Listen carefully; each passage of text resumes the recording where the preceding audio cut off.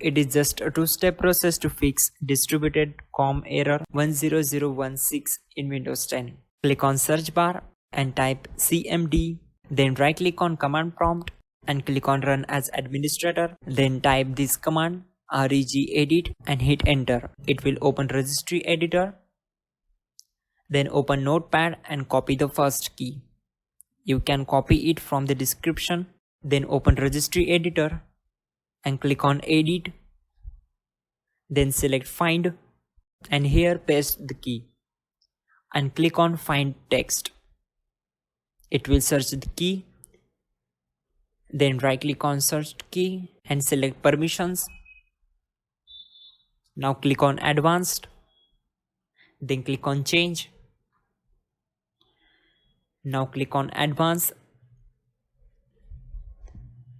and now click on find now. Select administrator and then click on OK. Click on check name and click on OK.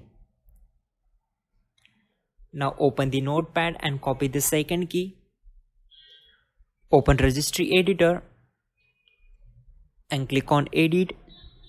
Select find and here paste the key. Click on find text. Now right click on search key, then select permissions, click on advanced, then click on change, then click on advanced, click on find now,